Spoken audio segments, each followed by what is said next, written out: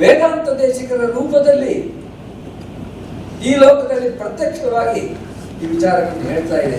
ಉತ್ಪ್ರೇಕ್ಷತೆ ಬುಧವರೈ ಉಪಪತ್ತಿ ಭೂಮ್ನ ಘಂಟಾಹರೆ ಸಮಜನಿಷ್ಠ ಯದಾತ್ಮನ ಇತಿ ಏವಂ ಉತ್ಪ್ರೇಕ್ಷತೆ. ಈ ರೀತಿಯಾಗಿ ಜನಗಳು ಉತ್ಪ್ರೇಕ್ಷೆ ಮಾಡ್ಕೊಳ್ತಾ ಇದ್ದಾರೆ ನನ್ನ ವಿಷಯದಲ್ಲಿ ಅಂತ ಹೇಳಿ ಅವರೇನೇ ಸಂಕಲ್ಪ ಸೂರ್ಯೋದಯ ನಾಟಕದಲ್ಲಿ ಹೇಳ್ತಾ ಇದ್ದಾರೆ. ಆ ರೀತಿಯಾಗಿರ್ತಕ್ಕಂಥ ವೇದಾಂತ ದೇಶಿಕರು ರಚನೆ ಮಾಡಿದಂಥ ಈ ಒಂದು ಪಾದುಕಾ ಸಹಸ್ರ ಇದರ ವಿಷಯದಲ್ಲಿ ನಾವು ಮಾತನ್ನು ಆಡ್ತಾ ಇದ್ದೇವೆ.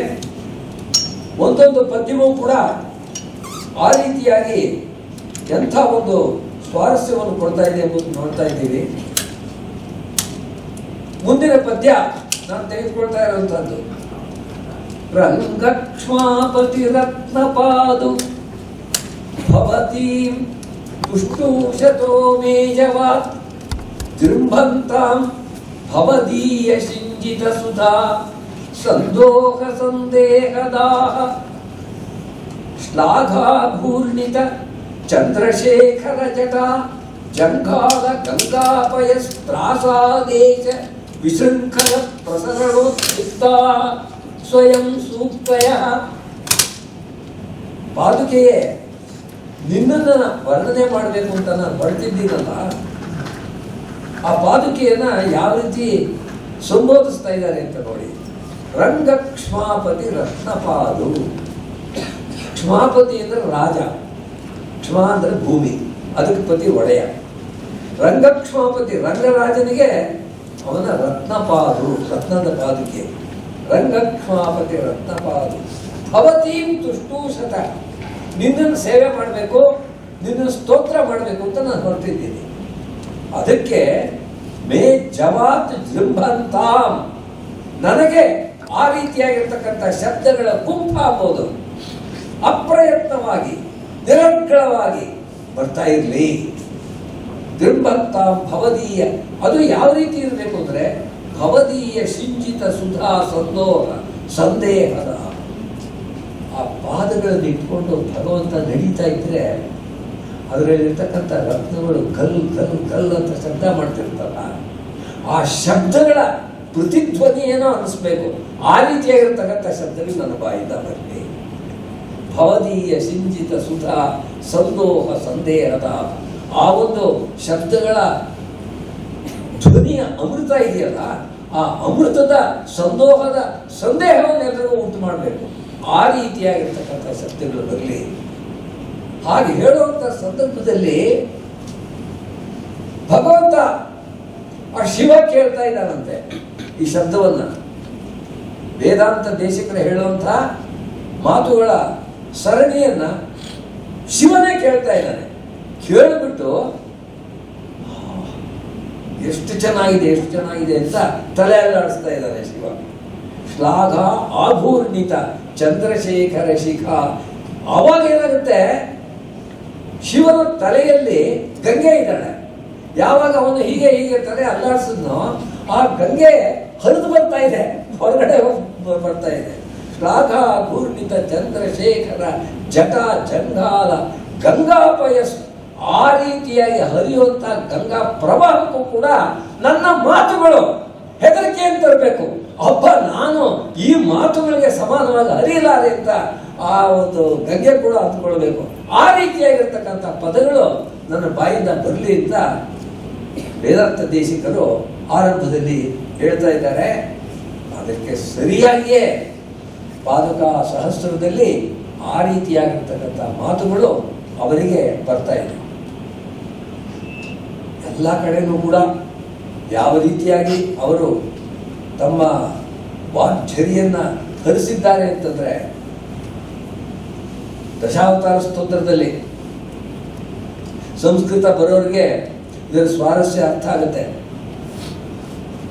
ಯಾವ ರೀತಿಯಾಗಿ ದೀರ್ಘವಾಗಿರ್ತಕ್ಕಂಥ ಸಮಾಸಗಳನ್ನು ಮಾಡಬಹುದು ಆ ರೀತಿಯಾಗಿ ಕೂಡ ನಾನು ರಚನೆ ಮಾಡ್ತೀನಿ ಅಂತ ಹೇಳಿ ಅಲ್ಲಿ ರಾಮನನ್ನು ಕುರಿತು ಮಾತನ್ನು ಹೇಳ್ತಾ ಇದ್ದಾರೆ.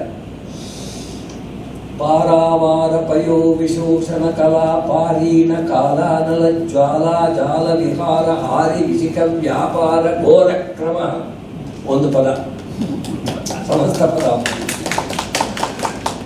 ವ್ಯಾಪಾರ ಘೋರ ಕ್ರಮ ಸರ್ವಾವಸ್ಥ ಸಕೃತ್ ಪ್ರಪನ್ನ ಜನತಾ ಸಂಜ ಸಂರಕ್ಷಣೈಕಮೂರ್ತಿ ಧರ್ಮೋ ವಿಗ್ರಹವಾನ್ ಅಧರ್ಮ ವಿರತಿ ಧರ್ಮೀ ಸಧರ್ಮೀತನ. ಯಾವ ರೀತಿಯಾಗಿರ್ತಕ್ಕಂಥ ರಾಮನು ಸಕೃತ್ ಪ್ರಪನ್ನ ಜನತಾ ಸಂರಕ್ಷಣೈಕಮೂರ್ತಿ. ಭಗವದ್ ರಾಮಾನುಜರ ದರ್ಶನದಲ್ಲಿ ಅತ್ಯಂತ ಮುಖ್ಯವಾಗಿರ್ತಕ್ಕಂಥ ತತ್ವ ಏನು ಅಂತಂದರೆ ಪ್ರಪತ್ತಿ, ಶರಣಾಗತಿ. ಭಗವಂತನಲ್ಲಿ ಶರಣಾಗತಿಯನ್ನು ಮಾಡಬೇಕು. ಆ ರೀತಿಯಾಗಿ ಯಾರು ಶರಣಾಗತಿಯನ್ನು ಮಾಡ್ತಾರೆ ಅಂಥವರಿಗೆ ನಾನು ಅಭಯವನ್ನು ಕೊಡ್ತೀನಿ ಅಂತ ಹೇಳಿ ಭಗವಂತ ರಾಮ ಅತ್ಯಂತ ಶ್ರೇಷ್ಠವಾಗಿರ್ತಕ್ಕಂಥ ಒಂದು ಮಾತನಾಡಿದ್ದಾನೆ. ಈಗ ರಾಮಾಯಣವನ್ನು ನೆನೆಸ್ಕೊಂಡ್ರೆ ಅಲ್ಲಿ ವಿಭೀಷಣನು ರಾಮನ ಬಳಿ ಶರಣನ್ನು ಕೇಳೋದಕ್ಕೋಸ್ಕರ ಬಂದಿದ್ದಾನೆ. ಎಲ್ಲರನ್ನೂ ಕೇಳ್ತಾನೆ ರಾಮ. ಸುಗ್ರೀವನನ್ನ, ಹನುಮಂತನನ್ನ, ಜಾಂಬೂತನನ್ನ ಎಲ್ಲ ಪ್ರಶ್ನೆ ಕೇಳ್ತಾನೆ. ಹೀಗೆ ಬರ್ತಾ ಇದ್ದಾನೆ ಅವನು. ರಾವಣನ ತಮ್ಮ ನಮ್ಮ ಕಡೆ ಬರ್ತೀನಿ ಅಂತ ಹೇಳ್ತಾ ಇದ್ದಾನೆ. ಅವನನ್ನು ಒಪ್ಕೊಳ್ಳೋದು ಬೇಡವು ಅಂತ ಸುಗ್ರೀವ ಇವರೆಲ್ಲ ಹೇಳ್ತಾರೆ, ಅಯ್ಯೋ ಅವನು ರಾವಣನ ತಮ್ಮ, ನಮ್ಮಲ್ಲಿ ಸೇರಿಕೊಂಡು ಗೂಢಚಾರನಾಗಿ ಎಲ್ಲ ವಿಷಯಗಳನ್ನ ಹೇಳೋಕ್ಕೋಸ್ಕರ ಬರ್ತಾ ಇರ್ಬೋದು, ನಮಗೆ ತೊಂದರೆ ಮಾಡೋದಕ್ಕೋಸ್ಕರ ಬರ್ತಾ ಇರ್ಬೋದು, ಆದ್ದರಿಂದ ಅವನು ಸೇರಿಸ್ಕೊಳ್ಳೋದು ಬೇಡ ಅಂತಿದ್ದಾರೆ. ಆದರೆ ಕೊನೆಯಲ್ಲಿ ರಾಮ ತೀರ್ಮಾನ ಕೊಡ್ತಾ ಇದ್ದಾನೆ. ರಾಮಾಯಣದಲ್ಲಿ ಸಹೃದೇವ ಪ್ರಪನ್ನಾಯ ತವಾಸ್ಮೀತಿ ಚ ಯಾಚತೆ ಅಭಯಂ ಸರ್ವಭೂತೇಭ್ಯೋ ದದಾಮಿ ಏತದ್ವ್ರತಂ ಮಮ. ಯಾರು ಬೇಕಾದರೂ ಆಗಿರಲಿ, ಸಕೃದೇವ ಪ್ರಪನ್ನಾಯ, ಒಂದು ಸಾರಿ ಆದರೂ ಕೂಡ ಭಗವಂತ ನಾನು ನಿನಗೆ ಶರಣಾಗತನಾಗಿದ್ದೀನಿ, ನನ್ನ ತಪ್ಪುಗಳು ಏನೇ ಇರಬಹುದು, ದೋಷಗಳೇನೇ ಇರಬಹುದು, ನೀನು ನನ್ನನ್ನು ರಕ್ಷಿಸಬೇಕು ಅಂತ ಹೇಳಿ ಆ ಭಗವಂತನನ್ನು ಯಾರು ಆಶ್ರಯಿಸ್ತಾರೆ, ಅಭಯಂ ಸರ್ವಭೂತೇಭ್ಯ, ಯಾರು ಬೇಕಾದರೂ ಆಗಿರಲಿ ಜಗತ್ತಿನಲ್ಲಿರ್ತಕ್ಕಂಥ ಜೀವಿಗಳು, ಅವರು ಈ ರೀತಿಯಾಗಿ ಶರಣಾಗತರಾದರೆ ಅವರಿಗೆ ಅಭಯಂ ದದಾಮಿ, ನಾನು ಅಭಯವನ್ನು ಕೊಡ್ತೀನಿ. ಏತದ್ ವ್ರತಂ ಮಮ, ಇದು ನನ್ನ ಜೀವನದ ವ್ರತ ಅಂತ ರಾಮಚಂದ್ರ ಮೂರ್ತಿ ಆಚರಣೆ ಮಾಡಿದ್ದಾರೆ. ವಿಭೀಷಣೋ ವಾ ಸುಗ್ರೀವ ಯದಿ ವಾ ರಾವಣ ಸ್ವಯಂ, ವಿಭೀಷಣನಾಗ್ಲಿ ರಾವಣನೇ ಆಗಲಿ, ಇಷ್ಟು ತಪ್ಪು ಮಾಡಿರ್ತಕ್ಕಂಥ ರಾವಣನೇ ಆಗಲಿ, ಅವನೇನಾದರೂ ಬಂದು ಇಲ್ಲಿ ಶರಣಾಗತನಾದರೆ ಅವರಿಗೂ ಕೂಡ ನಾನು ಅಭಯವನ್ನು ಕೊಡ್ತೀನಿ. ಇದು ನಮ್ಮ ಎಲ್ಲ ಜಗತ್ತಿಗೆ ಶ್ರೀರಾಮನು ಕೊಟ್ಟಿರ್ತಕ್ಕಂಥ ಆಶ್ವಾಸನೆ. ನಾವು ಇಷ್ಟು ತಪ್ಪು ಮಾಡಿದ್ದೀವಲ್ಲ, ಇಷ್ಟು ಜನ್ಮಗಳಲ್ಲಿ ಪಾಪ ರಾಶಿಯನ್ನು ಮಾಡಿದ್ದೀವಲ್ಲ, ನಮಗೆ ರಕ್ಷಣೆ ಸಿಗುತ್ತಾ ಅಂತ ಹೆದರಿಕೆ ಬೇಕಾಗಿಲ್ಲ. ಯಾರೇ ಆಗಲಿ, ಅದಕ್ಕೋಸ್ಕರ ಇಲ್ಲಿ ಹೇಳಿದ್ದು ಸಕೃತ್ ಪ್ರಪನ್ನ ಜನತಾ ಸಂರಕ್ಷಣೈಕಮೂರ್ತಿ. ರಾಮಾಯಣದ ಇದು ಚರ್ಮ ಶ್ಲೋಕ ಅಂತ ಹೇಳಿ ಮುಖ್ಯವಾಗಿರ್ತಕ್ಕಂಥ ಶ್ಲೋಕ ಅಂತ ರಾಮಾನುಜರು ತಿಳಿಸ್ತಾರೆ. ಆ ರೀತಿಯಾಗಿರ್ತಕ್ಕಂಥ ಇದನ್ನ ವೇದಾಂತ ದೇಶಿಕರು ತಮ್ಮ ಕಾವ್ಯದಲ್ಲೇ, ತಮ್ಮ ಸ್ತೋತ್ರದಲ್ಲೇ ಅದನ್ನು ಸೇರಿಸ್ಬಿಟ್ರು. ಸಕೃತ್ ಪ್ರಪನ್ನ ಜನತಾ ಸಂರಕ್ಷಣೈಕಮೂರ್ತಿ. ಮತ್ತೆ ಧರ್ಮೋ ವಿಗ್ರಹವಾನ್, ಧರ್ಮ ಅಂದ್ರೆ ಏನು, ಧರ್ಮ ಹೇಗಿರುತ್ತೆ ಬೇರೆ ವಿವರಣೆ ಬೇಕಾಗಿಲ್ಲ. ರಾಮನನ್ನು ನೋಡಿದ್ರೆ ಸಾಕು ಅವನೇ ಧರ್ಮ. ರಾಮಾಯಣದಲ್ಲಿ ಬರುವಂಥ ಮಾತುಗಳನ್ನೆಲ್ಲ ಇವರು ತಮ್ಮ ಸ್ತೋತ್ರಗಳನ್ನು ಹೇಗೆ ಸೇರಿಸ್ಕೊಳ್ತಾರೆ. ಇದು ರಾಮಾಯಣದಲ್ಲೇ ಬರುವಂಥ ಮಾತು. ರಾಮೋ ವಿಗ್ರಹವಾನ್ ಧರ್ಮ. ಅದು ಹೇಳುವಂಥ ಯಾರು, ಶೂರ್ಪಣಖೆ ಹೇಳುವಂಥ ಮಾತು. ಅವಳು ಕೂಡ ರಾಮ ಅಂತಂದ್ರೆ ಯಾರು ಅಂತಂದ್ರೆ ವಿಗ್ರಹವಾನ್ ಧರ್ಮ, ಒಂದು ಆಕಾರ. ಧರ್ಮವೇ ಏನಾದರೂ ಮನುಷ್ಯನ ರೂಪದಲ್ಲಿ ಆಕಾರದಲ್ಲಿ ಬಂದರೆ ಅದು ರಾಮ ಅಂತ. ಅದಕ್ಕೆ ಆ ರೀತಿಯಾಗಿರ್ತಾರೆ ಅಂಥ ರಾಮ ಇದನ್ನ. ಧರ್ಮೋ ವಿಗ್ರಹವಾನ್ ಅಧರ್ಮ ವಿರತಿಂ ಧನ್ವಿ, ಧನುಸ್ಸು ಹಿಡಿದಿರುವಂಥವ್ರು ಸಹ ತನ್ವೀತ, ಅವನು ಮಾಡಬೇಕು ಅಂತ ಹೇಳ್ತಾರೆ. ಆ ರೀತಿಯಾಗಿರ್ತಕ್ಕಂಥ ರಚನೆಗಳನ್ನು ಮಾಡೋದಕ್ಕೂ ಕೂಡ ವೇದಾಂತ ದೇಶಿಕರಿಗೆ ಅಂತ ಒಂದು ಶಕ್ತಿ ಇತ್ತು ಎಂಬುದನ್ನ ಇಲ್ಲಿ ತೋರಿಸಿದ್ದಾರೆ. ಮುಂದೆ ಹೇಳ್ತಾ ಇದ್ದಾರೆ, ಒಂದೇ ವಿಷ್ಣು ಪದಾಸಕ್ತಂ ತಮೃಷಿಂ ತಾಂಚ ಪಾದುಕಾಂ ಯಥಾರ್ಥ ಷಠಜಿತ್ ಸಂಜ್ಞಾ ಮಚ್ಚಿತ್ತ ವಿಜಯಾದ್ಯಯೋ. ಇಲ್ಲಿ ವೇದಾಂತ ದೇಶಿಕರಿಗೆ ನಮ್ಮ ಷಠಗೋಪ ಮುನಿಗಳಲ್ಲಿ ನಮ್ಮಾಳ್ವಾರವರಲ್ಲಿ ಎಂಥ ಒಂದು ಪ್ರೀತಿ ಇತ್ತು ಎಂಬುದು ಇದರಿಂದ ನಮಗೆ ಸ್ಪಷ್ಟವಾಗಿ ಗೊತ್ತಾಗುತ್ತೆ. ಒಂದೇ ವಿಷ್ಣು ಪದಾಸಕ್ತಂ, ಎಷ್ಟು ಚೆನ್ನಾಗಿ ಆ ಪದಗಳನ್ನು ಬಳಸಿದ್ದಾರೆ ಎಂಬುದನ್ನು ಸಹೃದಯರು ನೋಡಬೇಕು. ತಮೃಷಿಂ ತಾಂಚ ಪಾದುಕ, ವಿಷ್ಣು ಪದ ಆಸಕ್ತ, ವಿಷ್ಣುವಿನ ಸ್ಥಾನ ಇದೆಯಲ್ಲ ವೈಕುಂಠ, ಅದರಲ್ಲಿ ಆಸಕ್ತನಾಗಿರ್ತಕ್ಕಂಥ ತಮ್ ಋಷಿಂ, ಆ ಋಷಿ ರೂಪವಾಗಿರ್ತಕ್ಕಂಥ ನಮ್ಮಾಳ್ವಾರ. ತಾಂಚ ಪಾದುಕಾಂ, ಆ ಪಾದುಕೆಯು ಕೂಡ ವಿಷ್ಣುವಿನ ಪಾದದಲ್ಲಿ ಆಸಕ್ತವಾಗಿದೆ. ಇಬ್ಬರಿಗೂ ಸಮಾನವಾಗಿರ್ತಕ್ಕಂಥ ಅಂಶವನ್ನು ಎಷ್ಟು ಚೆನ್ನಾಗಿ ತಂದಿದ್ದಾರೆ ನೋಡಿ. ತಮೃಷಿಂ ತಾಂಚ ಪಾದುಕಾಂ ಯಥಾರ್ಥ ಶತಜಿತ್ ಸಂಜ್ಞಾ ಮಚ್ಚಿತ್ತ ವಿಜಯಾಧ್ಯಯೋ. ಶಠಜಿತ್, ಶಠಕೋಪ, ಶಠಾರಿ, ಈ ರೀತಿಯಾಗಿರ್ತಕ್ಕಂಥ ಪದಗಳನ್ನ ನಾವು ಈ ನಮ್ಮಾಳ್ವಾದವರಿಗೆ ಅನ್ವಯಿಸ್ತೀವಿ. ಅದು ಯಥಾರ್ಥವಾಗಿದೆ ಅಂತ. ಯಾಕೆ ಅಂತಂದ್ರೆ ನನ್ನ ಮನಸ್ಸನ್ನು ಗೆದ್ದಿದೆಯಲ್ಲ ಅದು. ಆ ಶಠಗೋಪರು ನನ್ನ ಮನಸ್ಸನ್ನು ಗೆದ್ದುಬಿಟ್ಟಿದ್ದಾರೆ. ನನ್ನ ಮನಸ್ಸಿಗಿಂತ ಹೆಚ್ಚಿನ ಶಠ ಅಂತಂದ್ರೆ ಶಾಠ್ಯವನ್ನು ಹೊಂದಿರುವಂಥವನು, ದುಷ್ಟತನವನ್ನು ಹೊಂದಿರತಕ್ಕಂಥದ್ದು ಈ ಪ್ರಪಂಚದಲ್ಲಿ ಬೇರೆ ಯಾವುದೂ ಇಲ್ಲ.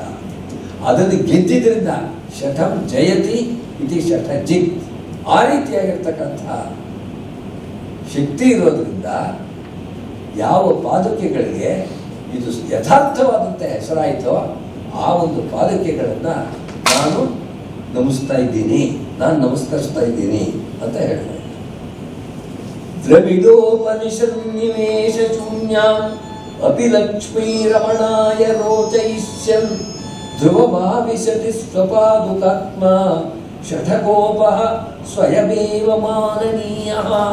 ನಾನು ಹೇಳಿದ್ದಲ್ಲ, ಈ ಶಠಕೋಪರು ರಚನೆ ಮಾಡಿರ್ತಕ್ಕಂಥ ತಿರುವಾಯ್ಮೊಳಿ ಎಂಬುವಂಥ ಗ್ರಂಥ ಯಾವುದಿದೆ ಅದನ್ನು ದ್ರವಿಡೋಪನಿಷತ್ತು, ತಮಿಳಿನಲ್ಲಿ ಹೇಳಿರ್ತಕ್ಕಂಥ ಉಪನಿಷತ್ತು. ಎರಡೂ ಕೂಡ ಪ್ರತಿಪಾದನೆ ಮಾಡ್ತಕ್ಕಂಥದ್ದು ದೇವ ಏಕೋ ನಾರಾಯಣ, ಒಬ್ಬ ನಾರಾಯಣ ಎಂಬುವಂಥ ಒಬ್ಬ ದೇವರು, ಅವನ ವಿಷಯವನ್ನು ಹೇಳೋದಕ್ಕೋಸ್ಕರವೇ ಬಂದಿರತಕ್ಕಂಥದ್ದು. ಯಚ್ಚ ಕಿಂಚಿತ್ ಜಗತ್ ಸರ್ವಂ ದೃಶ್ಯತೆ ಶ್ರೂಯತೆಪಿ ವಾ ಅಂತರ್ಬಹಿಶ್ಚ ತತ್ ಸರ್ವಂ ವ್ಯಾಪ್ಯ ನಾರಾಯಣ ಸ್ಥಿತಃ. ಉಪನಿಷತ್ತು ಮಹಾನಾರಾಯಣ ಉಪನಿಷತ್ತು ಸ್ಪಷ್ಟವಾಗಿ ತಿಳಿಸ್ತಾ ಇದೆ.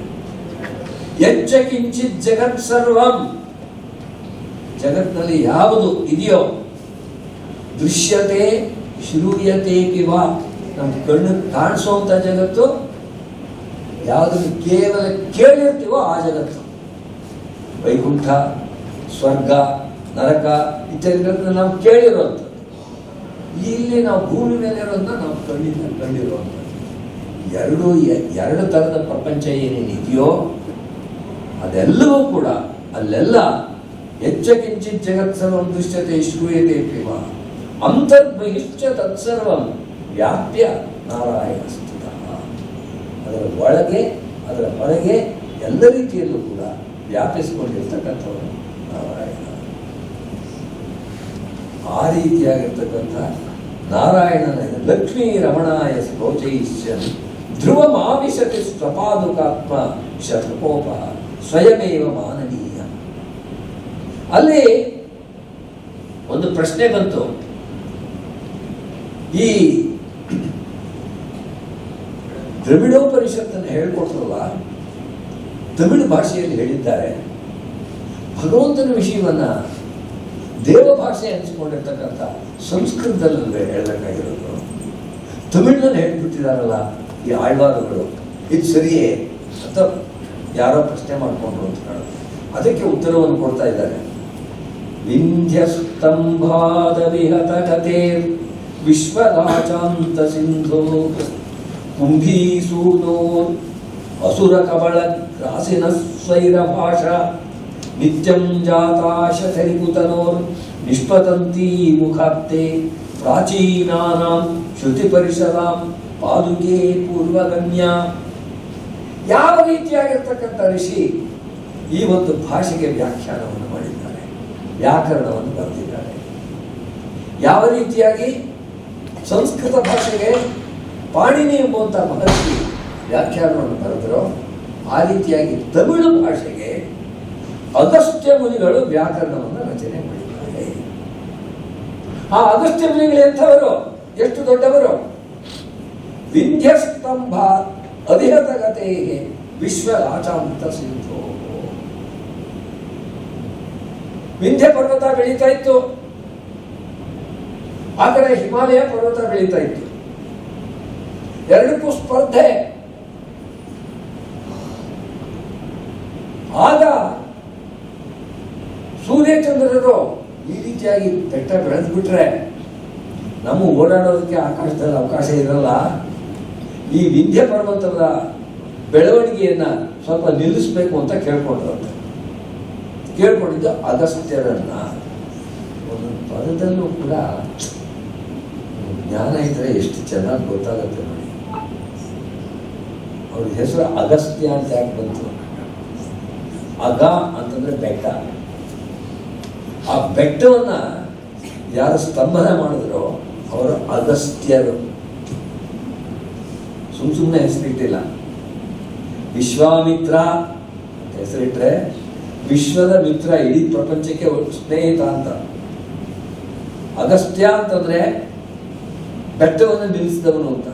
ಅವರೆಲ್ಲ ಕೇಳಿದ್ರಂತೆ. ಆಗ ಈ ಋಷಿಗಳು ಹೊರಟರು, ನಿಂತ್ಕೊಳ್ಳಯ್ಯ, ನಾನು ದಕ್ಷಿಣಕ್ಕೆ ಹೋಗ್ತಾ ಇದ್ದೀನಿ, ದಕ್ಷಿಣ ದೇಶದಲ್ಲಿರ್ತಕ್ಕಂಥ ಭಾಷೆಗೆ ವ್ಯಾಖ್ಯಾನ ಮಾಡಬೇಕು, ವ್ಯಾಕರಣ ಬರೀಬೇಕು, ಅಲ್ಲಿಗೆ ಹೋಗ್ತಾ ಇದ್ದೀನಿ.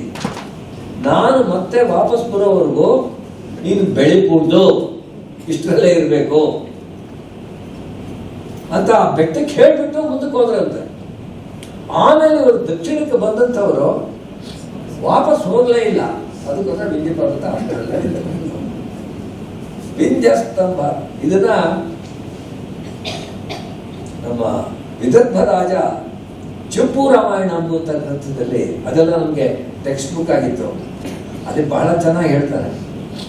ಅಲ್ಲಿ ರಾಮ ವನಕ್ಕೆ ಹೋಗ್ತಾ ಇದ್ದಾನೆ, ಕಾಡಿಗೆ ಹೋಗ್ತಾ ಇದ್ದಾನೆ. ಮುಂದೆ ಅಗಸ್ತ್ಯಾಶ್ರಮ ಇದೆ. ಅಗಸ್ತ್ಯರನ್ನ, ಅವರ ಪತ್ನಿ ಲೋಪಾಮುದ್ರೆಯನ್ನ ನಮಸ್ಕರಿಸಿ ಹೋಗ್ಬೇಕು ಅಂತ ಹೇಳ್ತಾರೆ. ಸೀತೆ ಕೇಳ್ತಾಳೆ, ಯಾರ್ದಿದು ಆಶ್ರಮ ಅಂತ. ಆಗ ರಾಮ ಹೇಳ್ತಾನೆ, ತಸ್ಯೇದಮಾಶ್ರಮ ಪದಂ ಸರಸೀರುಹಾಕ್ಷಿ ಸಂಖ್ಯಾವಿಹೀನ ಮಹಿಮೈಕ ನಿಕೇತನಸ್ಯ. ಯಾವ ರೀತಿಯಾಗಿರ್ತಕ್ಕಂಥ ಋಷಿ ಅಂದ್ರೆ ಸಂಖ್ಯಾವಿಹೀನ ಮಹಿಮೈಕ ನಿಕೇತನಸ್ಯ. ಅದಕ್ಕೆ ಲೆಕ್ಕ ಇಲ್ಲ, ಎಣಿಕೆನೇ ಮಾಡೋಕ್ಕಾಗಲ್ಲ.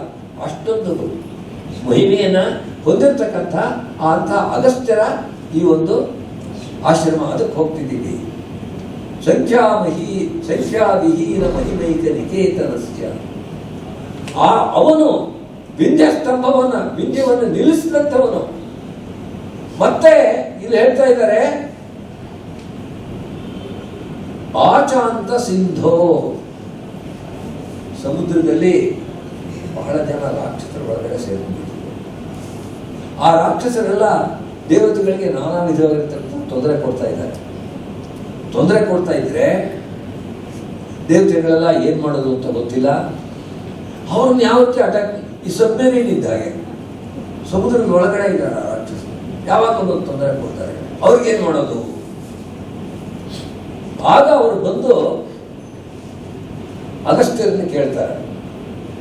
ಅಗಸ್ತ್ಯರು ತಮ್ಮ ತಪಶಕ್ತಿಯಿಂದ ಸಮಸ್ತ ಸಮುದ್ರವನ್ನ ತಮ್ಮ ಚುಲುಕದಲ್ಲಿ ಈ ರೀತಿ ಕೈ ಹಿಡ್ಕೊಂಡ್ರೆ ಅದಕ್ಕೆ ಚುಲುಕ ಅಂತ ಹೆಸರು. ನಾವು ಆಚಮನ ಮಾಡುವಂಥ ಕೈ ಹಿಡ್ಕೊಳ್ತೀವಲ್ಲ, ಅದಕ್ಕೆ ಚುಲುಕ ಅಂತ ಹೆಸರು. ಆ ಚುಲುಕದಲ್ಲೇ ಸಮಸ್ತ ಸಮುದ್ರವನ್ನು ಅಲ್ಲಿ ತರಿಸ್ಕೊಂಡು ಒಂದೇ ಸಲ ಕುಡಿದಿರ್ತಕ್ಕಂಥ, ಅದಕ್ಕೋಸ್ಕರ ಆಚ ಅಂತ ಸಿಂಧು. ಆ ರೀತಿಯಾಗಿರ್ತಕ್ಕಂಥ ಮಹಿಮೆ ಇರೋ ಅಗಸ್ತ್ಯ ಮಹರ್ಷಿಗಳೇ ಯಾವ ಭಾಷೆಗೆ ಕುಂಭೀಸೂನೋ. ನಾವೀಗ ಅತ್ಯಂತ ಆಧುನಿಕವಾಗಿ 20ನೇ ಶತಮಾನದಿಂದ ಈಚೆಗೆ ಟೆಸ್ಟ್ ಟ್ಯೂಬ್ ಬೇಬೀಸ್ ಅಂತ ಹೇಳ್ತೀವಿ. ಆ ರೀತಿಯಾಗಿರ್ತಕ್ಕಂಥ ಘಟನೆ ಈ ಅಗಸ್ತ್ಯರ ಕಾಲದಲ್ಲೇ ನಡೆದಿತ್ತು. ಅಗಸ್ತ್ಯರನ್ನೇ ನಾವು ಕುಂಭ ಸಂಭವ, ಕುಂಭೀಸೂನು. ಕುಂಭಿ ಅಂತಂದ್ರೆ ಒಂದು ಟೆಸ್ಟ್ ಟ್ಯೂಬ್, ಅದರೊಳಗೆ ಹುಟ್ಟಿದಂಥವರು ಕುಂಭೀಸೂನು. ಈ ಅಗಸ್ತ್ಯರು ಆ ರೀತಿಯಾಗಿ ಹುಟ್ಟಿದ್ರು ಅಂತಾನೆ ಪುರಾಣದಲ್ಲಿರೋ. ಆ ಕಾಲದಲ್ಲೇ ಅಷ್ಟು ವಿಜ್ಞಾನ ಮುಂದುವರೆದಿದ್ದ ಇದು ನೀವು ಹೇಳಬೇಕು. ಅಂತೂ ಆ ಕಲ್ಪನೆ ಅಂತೂ ನಮ್ಮ ಪುರಾಣಗಳಲ್ಲಿ ಸಂಪೂರ್ಣವಾಗಿದೆ. ಕುಂಭೀಸೂನೋ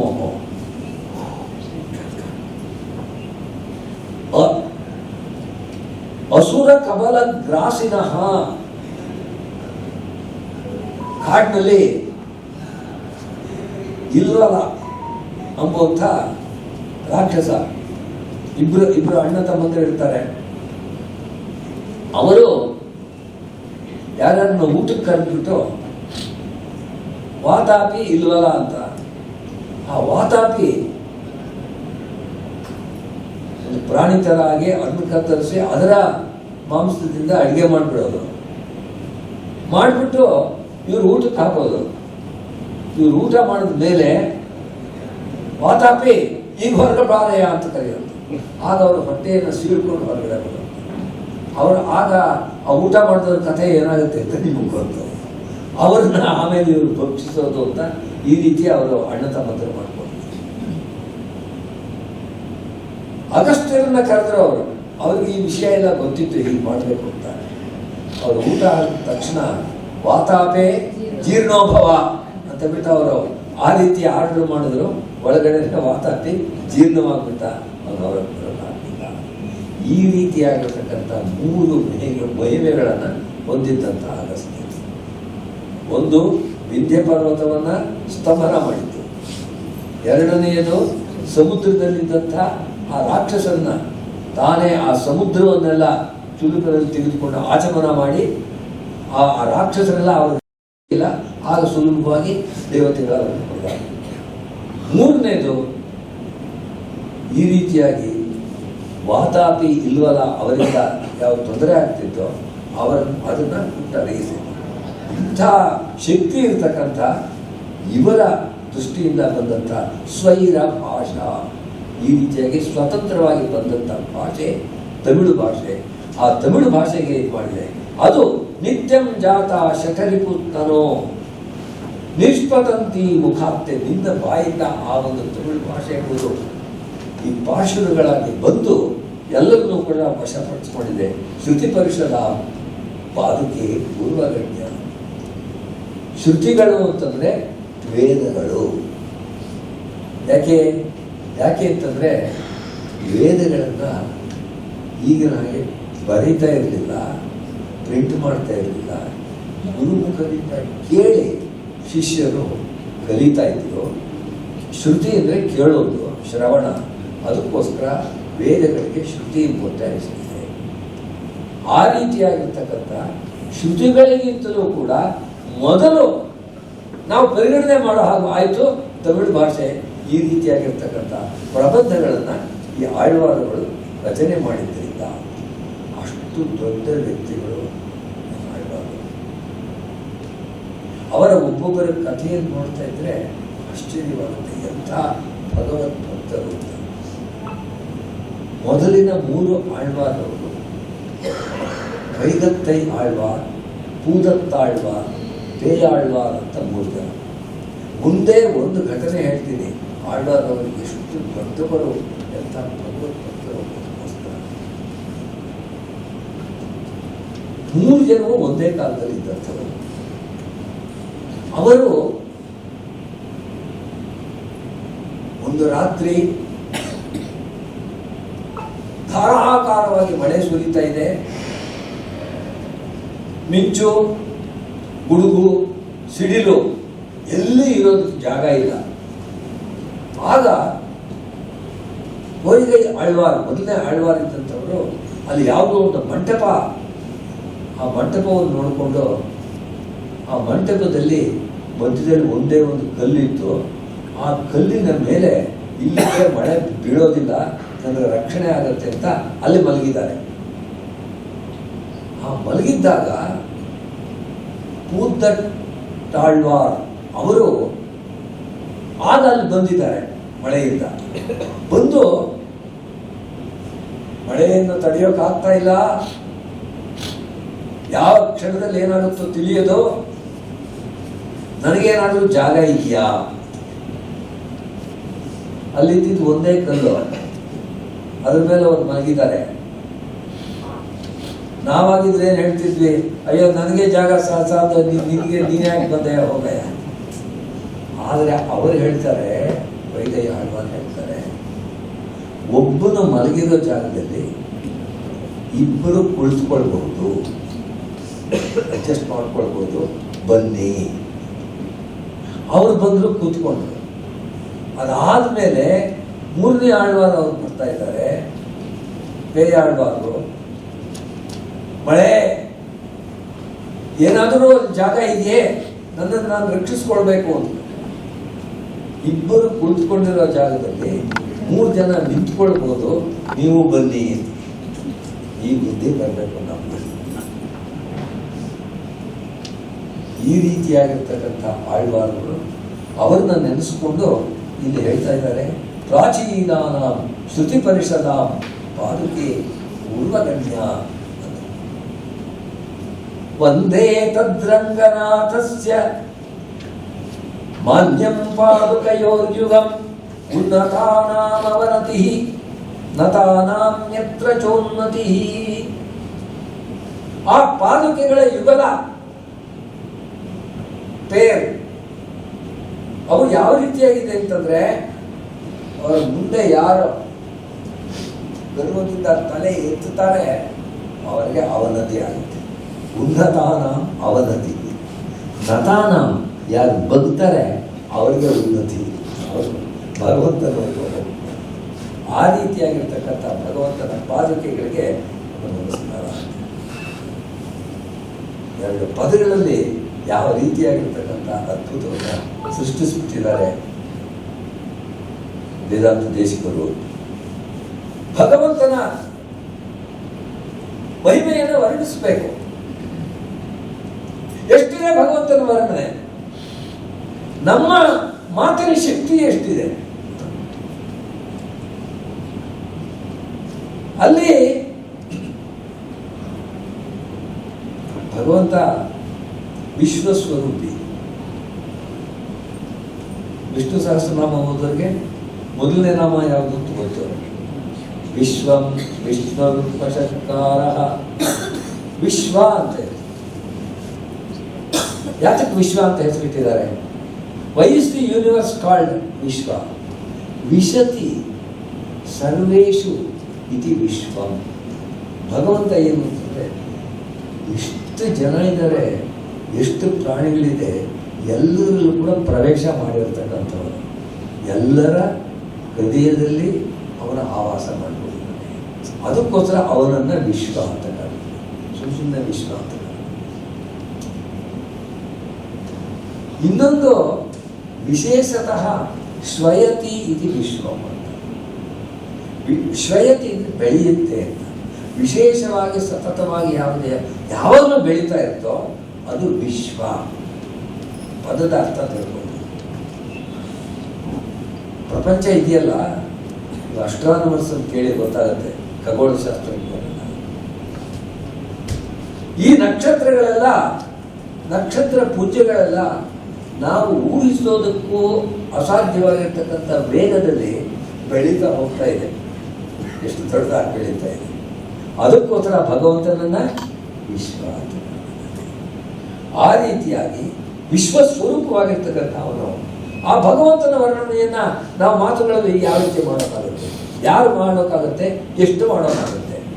ಅದರಲ್ಲಿ ಹೇಳ್ತಾ ಇದ್ದಾರೆ, ವಿಶೇಷವಂಬರತರಂ ಯದಿ ಪತ್ರಿಕಾ ಸ್ಯಾತ್ ಸಪ್ತಾರ್ಣವಿ ಯದಿ ಸಮೇತ್ಯ ಮಷೀ ಭವಿತ್ರೀ ವಕ್ತಾ ಸಹಸ್ರವದನಃ ಪುರುಷ ಸ್ವಯಂಚೇತ್ ಲಿಖ್ಯೇತ ರಂಗಪತಿ ಪಾದುಕಯೋ ಪ್ರಭಾವ.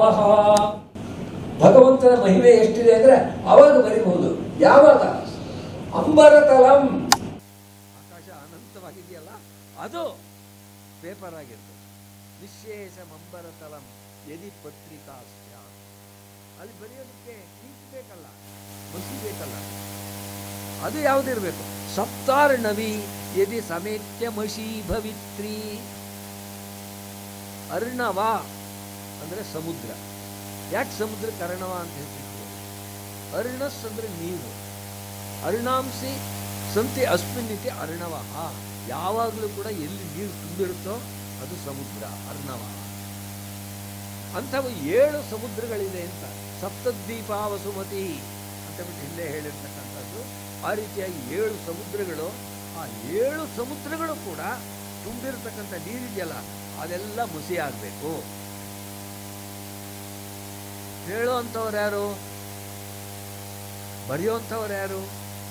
ವಕ್ತಾ ಸಹಸ್ರವದನಃ ಪುರುಷ ಸ್ವಯಂಚೇತ್. ನಮ್ಮಲ್ಲಿ ಪುರುಷ ಸೂಕ್ತ ಅಂತಿದೆ ವೇದದಲ್ಲಿ. ಅಲ್ಲಿ ಯಾವ ರೀತಿಯಾಗಿ ಹೇಳ್ತಾ ಇದ್ದೀವಿ? ಅವನು ಸಹಸ್ರವದನ,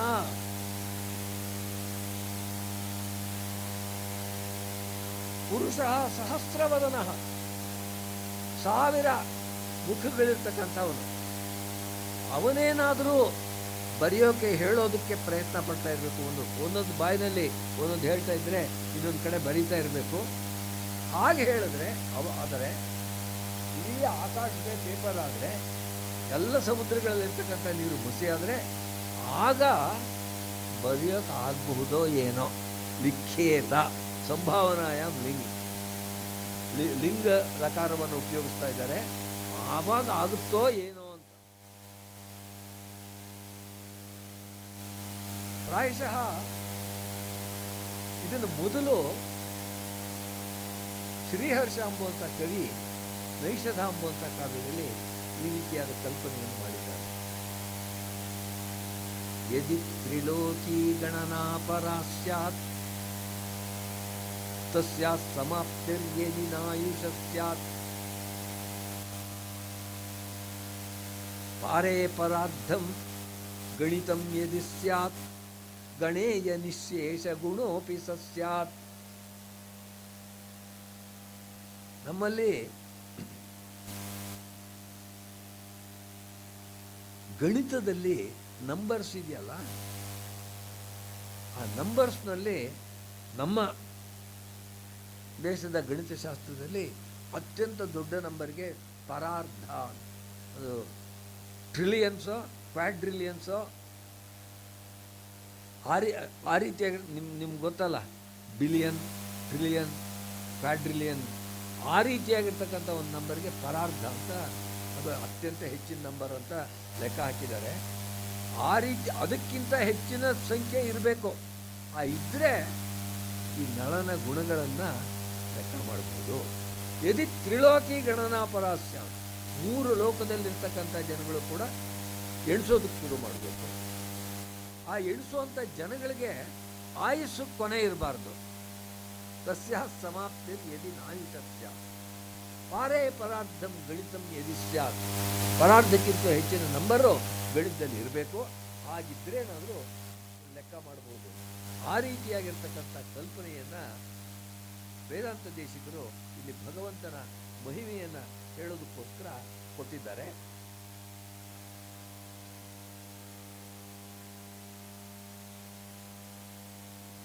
ಇದನ್ನ ಮಾಡೋದಕ್ಕೆ, ಈ ರೀತಿಯಾಗಿರ್ತಕ್ಕಂಥ ಸ್ತೋತ್ರವನ್ನು ಮಾಡೋದಕ್ಕೆ ಬೇಕಾಗಿರ್ತಕ್ಕಂಥ ಶಕ್ತಿಯನ್ನು ಹಿಂದಿನ ಕವಿಗಳಿಂದ ಕೇಳ್ಕೊಳ್ಬೇಕು.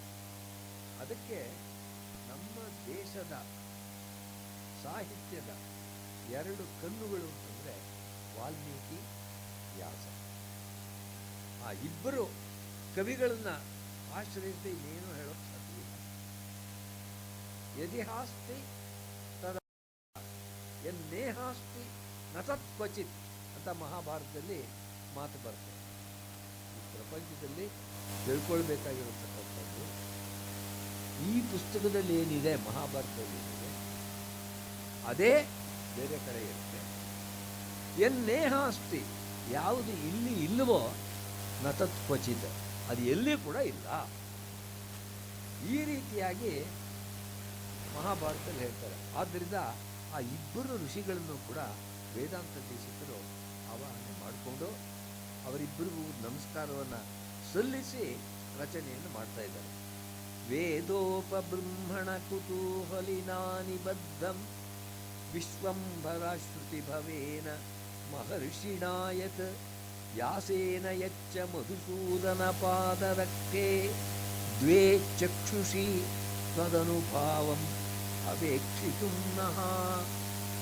ತ್ವದನುಭಾವಂ, ನಿನ್ನ ಪ್ರಭಾವವನ್ನು ಅವೇಕ್ಷಿತು, ನೋಡೋದಕ್ಕೆ ನಮಗೆ ದ್ವೇ ಚಕ್ಷುಷಿ, ಎರಡು ಕಣ್ಣುಗಳು. ಯಾವುದವ ಎರಡು ಕಣ್ಣುಗಳು? ಒಂದು ವಾಲ್ಮೀಕಿ ರಚನೆ ಮಾಡಿದಂಥ ರಾಮಾಯಣ, ಇನ್ನೊಂದು ವ್ಯಾಸರು ರಚನೆ ಮಾಡಿದಂಥ ಮಹಾಭಾರತ. ಆ ರಾಮಾಯಣ ಬದುಕು ಯಾವ ರೀತಿಯಾಗಿ ಹೇಳ್ತಾ ಇದ್ದಾರೆ? ವೇದೋಪಬ್ರಹ್ಮಣ ಕುತೂಹಲಿನಾ ನಿಬದ್ಧಂ. ಏನಾಯ್ತು? ಭಗವಂತ ಜಗತ್ತನ್ನು ಉದ್ಧರಿಸೋದಕ್ಕೋಸ್ಕರ ಶ್ರೀರಾಮನ ರೂಪದಲ್ಲಿ ಭೂಲೋಕಕ್ಕೆ ಬಂದ. ಆ ಸಂದರ್ಭದಲ್ಲಿ ವೇದಗಳೆಲ್ಲ ಇತ್ತಲ್ಲ, ಆ ವೇದಗಳೆಲ್ಲವೂ ಕೂಡ ರಾಮಾಯಣ ರೂಪದಲ್ಲಿ ಬಂದ.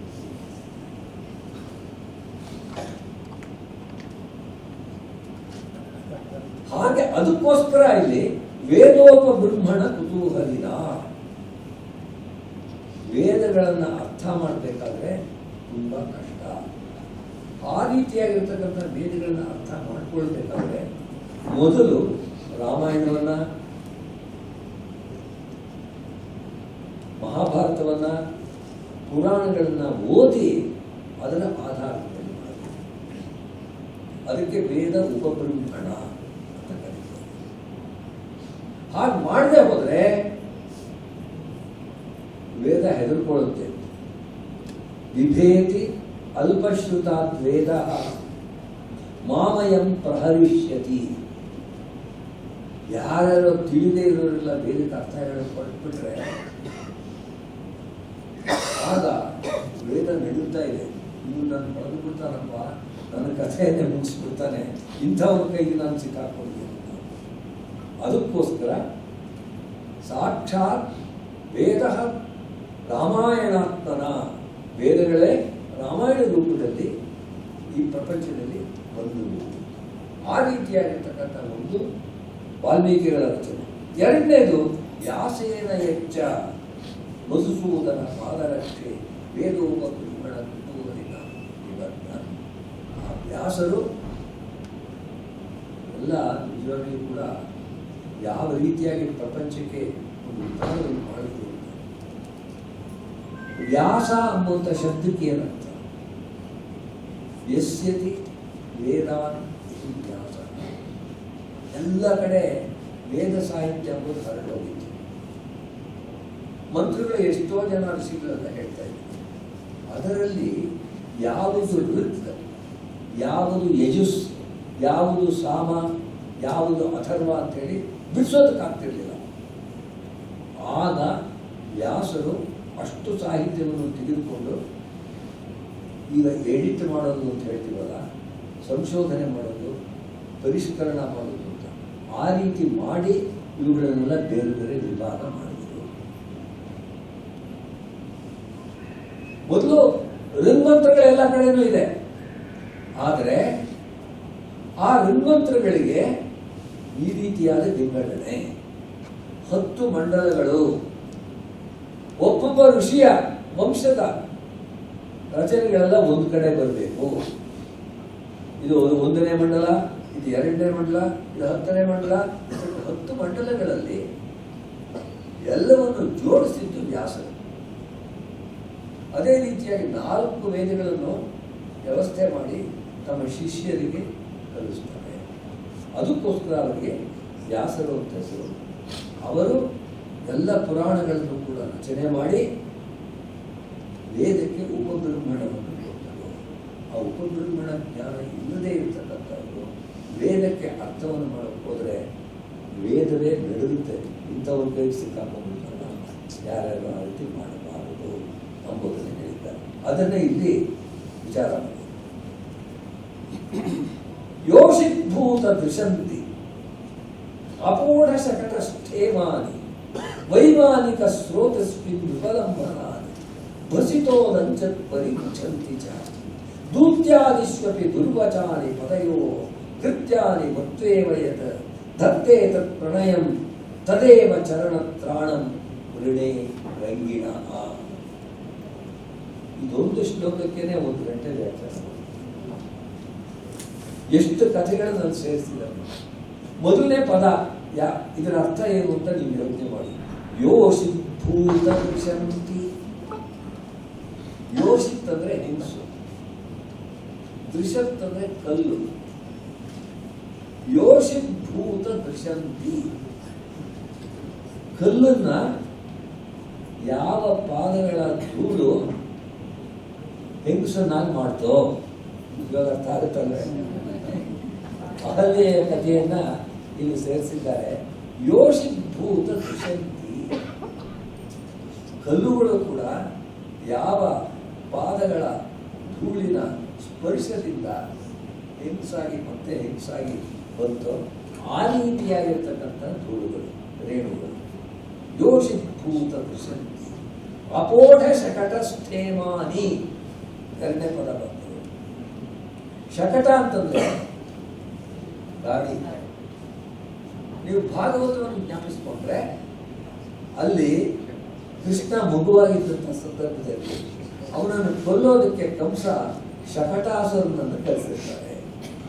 ಆ ಶಕಟಾಸುರ ವೇಗವಾಗಿ, ಇವಾಗ ಪ್ರತಿದಿನವೂ ಕೂಡ ಪೇಪರಲ್ಲಿ ನೋಡ್ತಿರ್ತೀವಲ್ಲ, KSRTC ಬಂದು ಬಸ್ ಬಂದು ಇವನು ಇಷ್ಟು ಜನ ಇಲ್ಲಿ ಸತ್ತರು, 8 ಜನನಲ್ಲಿ ಬೈಕ್ನಲ್ಲಿ ಹೋಗ್ತಿದ್ದವನು ಬಂದ್ಬಿಟ್ಟು ಅಂತ ಬರ್ತಲ್ಲ. ಆ ರೀತಿಯಾಗಿ ಕೃಷ್ಣನ ಕೊಂದಾಕ್ಬೇಕು ಅಂತ ಶಕಟಾಸುರನನ್ನು ಕಳಿಸಿದ್ದಾರೆ. ಅದನ್ನ ಆ ಕೃಷ್ಣನ, ಆ ಮಗು ಕೃಷ್ಣನ ಕಾಲಿನಿಂದ ಒಂದ್ಸಲ ಒದ್ದಿದ್ದಕ್ಕೆ ಆ ಶಕಟ ಅಂಬುದು ಚೂರು ಚೂರಾಗಿ ಬಿದ್ದರು. ಅದನ್ನ ಹೇಳ್ತಾ ಇರೋದು ಅಪೋಢ ಶಕಟ ಸ್ಥೇಮಾನಿ. ಸ್ಥೇಮ ಅಂದ್ರೆ ಸ್ಥೈರ್ಯ. ಆ ಶಕಟದ ಸ್ಥೈರ್ಯ ಏನಿತ್ತೋ ಅದನ್ನ ನಾಶ ಮಾಡಿದಂತ ಕಾಲು. ವೈಮಾನಿಕ ಸ್ರೋತಸ್ಮಿನ್ ವಿಫಲಂಬನಾನಿ. ಒಂದೊಂದು ಪದಕ್ಕೂ ಎಷ್ಟು ಅರ್ಥ ಇದೆ. ವೈಮಾನಿಕ ವಿಮಾನಗಳಲ್ಲಿ ಓಡಾಡ್ತಾರೆ. ಇವಾಗ ನಾವೆಲ್ಲ ವಿಮಾನದಲ್ಲಿ ಓಡಾಡ್ತಾ ಇದ್ದೀವಿ, ಅದಲ್ಲ. ಆ ಕಾಲದಲ್ಲಿ ವಿಮಾನದಲ್ಲಿ ಓಡಾಡ್ತಾ ಇದ್ದಂಥವರು ದೇವತೆಗಳು ಆ ರೀತಿ ವಿಮಾನದಲ್ಲಿ ಓಡ್ತಾರೆ. ಸ್ರೋತಸ್ವಿನಿ ಅಂದ್ರೆ ನದಿ. ವೈಮಾನಿಕ ಸ್ರೋತಸ್ವಿನಿ ಅಂತಂದ್ರೆ ದೇವತೆಗಳ ನದಿ, ಅಂದ್ರೆ ಗಂಗಾ ನದಿ.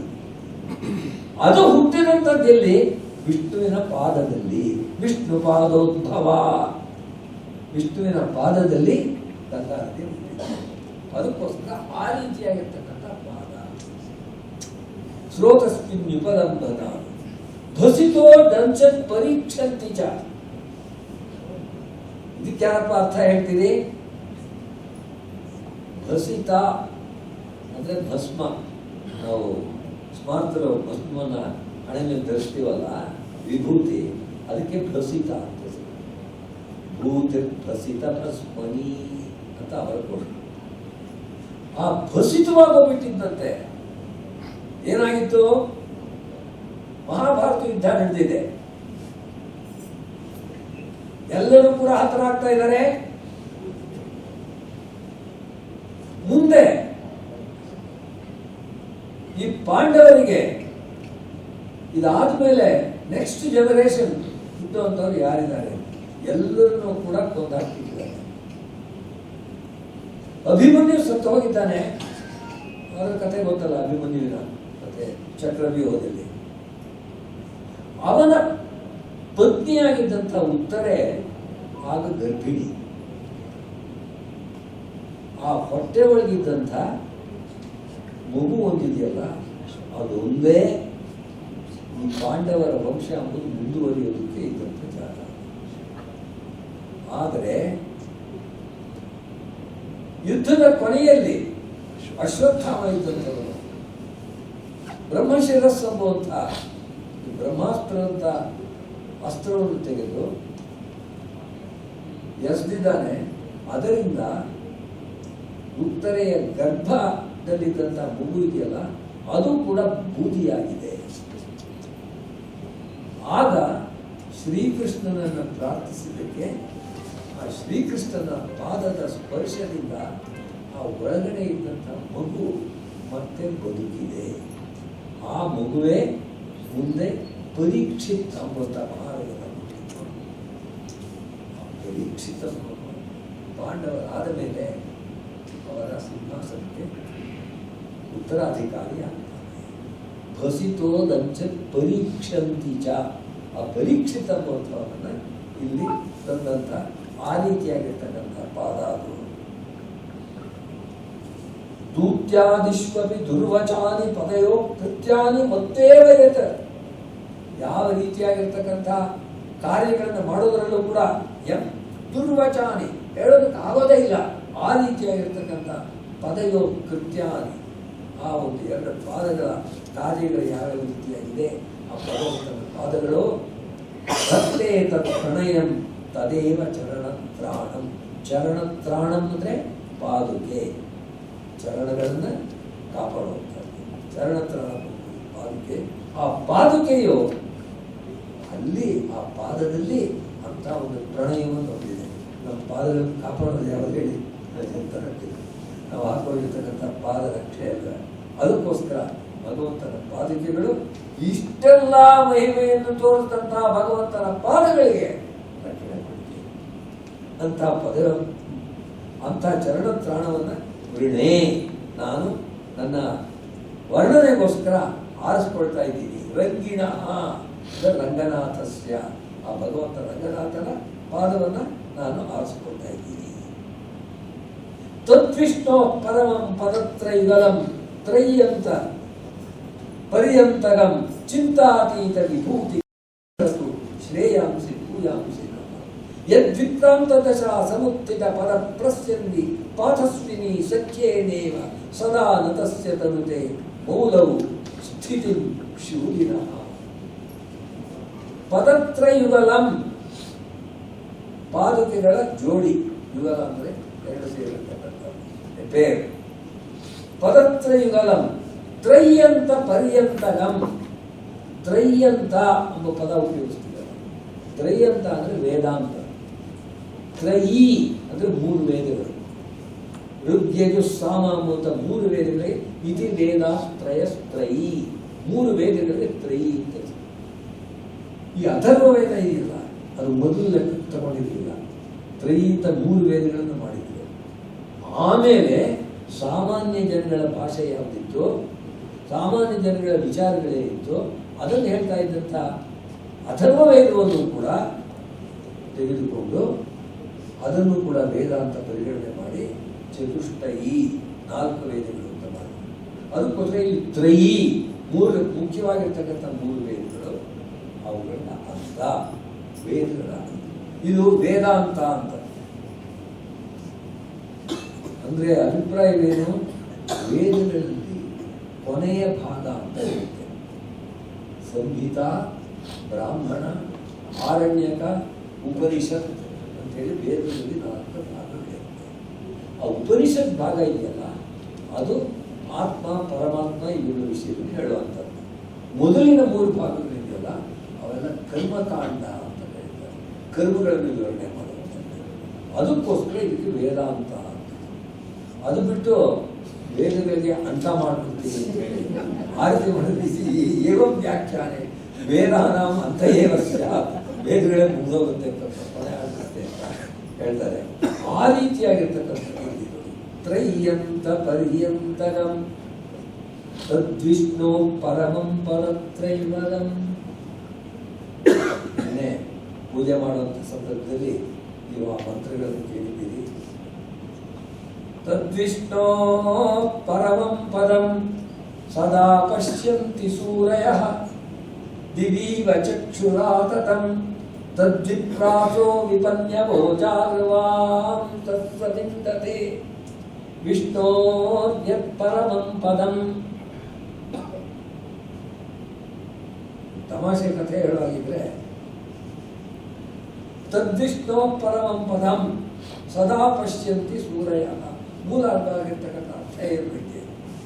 ಆ ಭಗವಂತ ವಿಷ್ಣುವಿನ ಪಾದ ಇದೆಯಲ್ಲ, ತದ್ವಿಷ್ಣು ಪರಮಂ ಪದಂ, ಅದು ಪರಮವಾಗಿ supreme, the supreme state of that those feet, ಅದನ್ನ ಸದಾ ಪಶ್ಯಂತಿ ಸೂರಯ. ಸೂರ್ಯ ಅಂದರೆ ವಿದ್ವಾಂಸರು. ವಿದ್ವಾನ್ ಸೂರಿ ಕೃತಿ ಕೃಷ್ಟಿ ಬದ್ಧವರ್ಣ ಚಕ್ರ. ಸೂರ್ಯಗಳು ಯಾವಾಗ ನೋಡ್ತಾ ಇರ್ತಕ್ಕಂಥದ್ದು ಆ ಭಗವಂತನ ಪಾದವನ್ನ. ತದ್ವಿಷ್ಣು ಪರಮಂ ಪದಂ ಸದಾ ಪಶ್ಯಂತಿ ಸೂರಯ. ಒಂದೂರಿನಲ್ಲಿ ಒಂದು ದೇವಸ್ಥಾನ. ಆ ದೇವಸ್ಥಾನದಲ್ಲಿ ಒಬ್ಬ ಪಾರ್ವತೆಗಾರಿದ್ರು. ಆ ಪಾರ್ವತೆಗಾರಿಗೆ ಇಬ್ಬರು ಮಕ್ಕಳು, ಗಂಡು ಮಕ್ಕಳು. ಒಬ್ಬನ ಹೆಸರು ಸೂರಯ್ಯ, ಇನ್ನೊಬ್ಬನ ಹೆಸರು ಚಂದ್ರಯ್ಯ. ಒಂದು ವರ್ಷ ಇವನಿಗೆ, ಒಂದು ವರ್ಷ ಅವನಿಗೆ ಪಾರ್ವತೆ ಕೊಡೋದು ಅಂತ. ತಂದೆ ಹೋಗಿದ ಮೇಲೆ ಆ ಮಕ್ಕಳು ಹೋಗ್ತಾರೆ. ಈ ಸೂರ್ಯನ ಚಾನ್ಸ್ ಬಂದಿತ್ತಲ್ಲ, ಅವಾಗ ಸದಾ ಪಶ್ಯಂತಿ ಸೂರಯ ಅಂದ್ರೆ ಈ ಸೂರ್ಯ ನೋಡಿದ ನನ್ನ ವಿಷಯವನ್ನ ಮಂತ್ರದಲ್ಲಿ ಹೇಳ್ತಾ ಇದ್ದಾರೆ. ಅವನ ಕಾಲ ಆಯ್ತು, ಒಂದು ವರ್ಷ ಆಯ್ತು. ನೆಕ್ಸ್ಟ್ ಇಯರ್ ಅವನ ತಮ್ಮ ಚಂದ್ರಯ್ಯನಿಗೆ ಬಂತು. ಇಲ್ಲಿ ಪಾಪ ಇವರು ಮಂತ್ರ ಹೇಳುವಂತವರು ಸದಾ ಪಶ್ಯಂತಿ ಸೂರಯ. ನಿಲ್ಸ್ರೆ ನಿಮ್ಮ ಮಂತ್ರನ. ಇವಾಗ ಸೂರ್ಯ ಅಲ್ಲ, ಚಂದ್ರಯ್ಯ ಬಂದ. ಸದಾ ಪಶ್ಯಂತಿ ಚಂದ್ರಯ್ಯ. ತಮಾಷೆಗೆ ಹೇಳಿದ್ದಷ್ಟೇ, ಇದು ಅನ್ಯತಾ ಭಾವಿಸ್ಬೇಡಿ. ತದ್ವಿಷ್ಣು ಪರಮಂ ಪದಂ ಪದತ್ರೈವಂ ತ್ರಯ್ಯಂತ ಪರ್ಯಂತಗಂ ಚಿಂತಾತೀತ ವಿಭೂತಿಕಂ. ಊಹೆಗೂ ಕೂಡ ಸಾಧ್ಯವಿಲ್ಲ. ನಮ್ಮ ಮನಸ್ಸು ಎಷ್ಟೆಷ್ಟು ಚಿಂತನೆ ಮಾಡುತ್ತೋ ಆ ಚಿಂತನೆಗೆ ಯಾವುದು ಕೂಡ ಎತ್ಕೊಳ್ಳುವಂಥದ್ದಲ್ಲ. ವಾಕ್ ವಿರಮತಿ, ಮಾತೆಲ್ಲ ನಿಂತು ಬಿಡುತ್ತೆ. ಯಥೋ ವಾಚೋ ನಿವರ್ತಂತೆ ಅಪ್ರಾಪ್ಯ ಮನಸಾ ಸಹ. ಆ ಭಗವಂತನ ಮಹಿಮೆ ಯಾವ ರೀತಿ ಇದೆ ಅಂತಂದ್ರೆ, ಯಥೋ ವಾಚೋ ನಿವರ್ತಂತೆ, ನಾವು ಅದನ್ನು ಹೇಳಲಾರವು ಅಂತ ಮಾತೆಲ್ಲ ವಾಪಸ್ ಕೊಡ್ತೀವಿ. ಹೋಗ್ಲಿ, ಮನಸ್ಸಿನಿಂದ ಆದ್ರೂ ಯೋಚನೆ ಮಾಡ್ತೀನಿ, ಮಾತಲ್ಲಿ ಹೇಳೋಕ್ಕಾಗದೆ ಹೋದ್ರೆ ಅಂದ್ರೆ ಮನಸಾ ಸಹ, ಮನಸ್ಸು ಕೂಡ ನನ್ನ ಕೈಲಾಗಲ್ಲ ಅಂತ ವಾಪಸ್ ಕೊಡ್ತೀನಿ. ಅಷ್ಟು ದೊಡ್ಡದಾಗಿರ್ತಕ್ಕಂಥ. ಅದಕ್ಕೋಸ್ಕರ ಇಲ್ಲಿ ಹೇಳಿದ್ರು ಪದತ್ರೈವಂ ತ್ರಯ್ಯಂತ ಪರ್ಯಂತಕಂ ಚಿಂತಾತೀತ ವಿಭೂತಿಕಂ ವಿತರತು ಶ್ರೇಯಾಂಸಿ ಭೂಯಾಂಸಿ. ಇದೆಲ್ಲರಿಗೂ ಕೂಡ ಆ ರೀತಿಯಾಗಿರ್ತಕ್ಕಂಥ ಪಾಲಿಕೆಗಳು ನಿಮಗೆ ಶ್ರೇಯಸ್ಸನ್ನ ತಂದುಕೊಡ್ತಾ ಇರಲಿ. ಯದ್ವಿಕ್ರಾಂತ ದಶಾ ಸಮುತ್ಥಿತ ಪದ ಪಶ್ಯಂತಿ ಪಾಠಸ್ವಿನಿ ಸಖ್ಯೇರಿ ಸದಾ ಅಂತಸ್ಯ ತರುತೆ ಮೌಲ್ಯಂ ಸ್ಥಿತಿ ಸುಗುಣ. ಆ ರೀತಿಯಾಗಿರ್ತಕ್ಕಂಥ ಪದದಿಂದ ಹುಟ್ಟಿದಂತಹ ಪಾಠಸ್ವಿನಿ. ಪಾಠಸ್ವಿನಿ ಅಂತ ನದಿ ಅಂತ. ಯಾಕೆ ಪಾಠ ಅಂದರೆ ನೀರು, ಪಾಠ ಮಹಾಪ್ರಾಣ ಅದು ನೀರು ಅಂತ. ಸ್ರೋತಸ್ವಿನಿ, ಪಾಠಸ್ವಿನಿ, ನೀರೆಲ್ಲ ಇರ್ತಕ್ಕಂಥದ್ದು ಅಂತ. ಅದಕ್ಕೋಸ್ಕರ ಆ ಪದದಿಂದ ಬಂದಿರ್ತ, ಆ ಒಂದು ಭಗವಂತನ ಪಾದದಿಂದ ಬಂದಿರತಕ್ಕಂಥ ಪಾಠಸ್ವಿನಿ, ಅದರ ಸಖ್ಯದಿಂದಲೋ ಎಂಬ ಕಾರಣದಿಂದ ಮೌಲವು ಸ್ಥಿತಿ ಶೂಲಿನ. ಶೂಲಿನ್ ಅಂದರೆ ಶಿವ. ಆ ಶಿವನ ಮೌಲವು ಅವನ ತಲೆಯ ಮೇಲೆ ಭಗವಂತನ ಈ ಪಾದುಕೆಗಳ ಉಗಲ ಎಂಬುದು ಯಾವಾಗಲೂ ಕುಳಿತಿರುತ್ತೆ. ಕಾರಣ ಏನು? ಯಾಕೆ ಅಂತಂದರೆ ಅಲ್ಲಿ ಆ ಒಂದು ಪದಗಳಿಂದ, ಭಗವಂತನ ಪಾದಗಳಿಂದ ಹುಟ್ಟಿದಂಥ ಗಂಗೆ ಇದೆಯಲ್ಲ, ಆ ಗಂಗೆ ಮೊದಲೇ ಇದೆಯಲ್ಲ ಶಿವನ ತಲೆ ಮೇಲೆ, ಅದರ ಕೂಡ ಸ್ನೇಹ ಇದೆ. ನಾನು ಜೊತೆ ಒಳಗಿರ್ಬೇಕು ಅಂತ ಹೇಳ್ಬಿಟ್ಟು ಈ ಪಾದಕೆಗಳು ಹೋಗ್ಬಿಟ್ಟು ಶಿವನ ತಲೆ ಮೇಲೆ ಕೊಡ್ತೀವಿ. ಆ ಶಿವನು ಕೂಡ ಭಗವಂತನ ಪಾದುಕೆಗಳ ಅವುಗಳನ್ನು ತಲೆಯ ಮೇಲೆ ಧಾರಣೆ ಮಾಡ್ತಿದ್ದಾರೆ ಎಂಬ ಒಂದು ಅಭಿಪ್ರಾಯವನ್ನು ಅಲ್ಲಿ ಕೊಟ್ಟಿದ್ದಾರೆ. ಇದನ್ನ ನಾವು ಎಷ್ಟು ಹೇಳೋಕ್ಕಾಗುತ್ತೆ? ಅಂಬುನ್ಯಂಬು ನಿಧೇರನನ್ಯಗತಿಭಿ ನಿರೈಕ್ಯಗಮ್ಯತೆ ಕ್ಲೇಶೇನಾಪಿ ಕಿಯದ್ಯಲಂಘಿ ರಭಸೋಕ್ತುಂಗೈಪ್ಲವಂಗೇಶ್ವರೈ ವಿಜ್ಞಾತಾ ಕಿಯತಿ ಪುನಃ ಕ್ಷಿತಿಭೃತ ಮಂಥೇನ ಗಂಭೀರದ ಕಿಂ ತೈಃ ಕೇಶವ ಪಾದುಕಾ ಗುಣಮಹಾಂಸೋತೆ ತಟಸ್ಥಾವಯಂ. ಅಂಬುನಿಧಿ ಅಂದರೆ ಸಮುದ್ರ. ಸಮುದ್ರದಲ್ಲಿ ಮೀನೈಹಿ ಕೇತ್ ಗಮ್ಯತೆ, ಮೀನುಗಳು ಎಷ್ಟು ದೂರ ಹೋಗಕ್ಕಾಗುತ್ತಪ್ಪ? ಲೆಕ್ಕಾಚಾರ ಮಾಡಿ. ಪೆಸಿಫಿಕ್ ಓಷನ್ ಇದೆ, ಅಷ್ಟು 1000 ಮೀನು ಇರ್ತಕ್ಕಂಥ ಶಾಂತಿ ಸಾಗರ. ಒಂದು ಮೀನು ಎಷ್ಟು ಸ್ಪೀಡಾಗಿ ಈಜುತ್ತೆ ಅಂತಂದ್ರು ಅದು ಆ ಸಮುದ್ರದಲ್ಲಿ ಎಷ್ಟು ದೂರ ಹೋಗುತ್ತೆ ಲೆಕ್ಕ ಮಾಡಿ. ಈ ಕಡೆ ಇರ್ತಕ್ಕಂಥ ಒಂದು ಮೀನು ಇಷ್ಟು ಎಲ್ಲ ಚಲನೆ ಮಾಡ್ತಂತಂದ್ರು ಎಷ್ಟು ದೂರ ಹೋಗುತ್ತೆ. ಪ್ಲವಂಗೇಶ್ವರೈಹಿ ಕಿಯತ್ವಾ ವ್ಯಲಂಘಿ. ಪ್ಲವಂಗ ಅಂದ್ರೇನೋ ಕೋತಿ ಅಂತ ಅರ್ಥ, ವಾನರ ಅಂತ ಅರ್ಥ.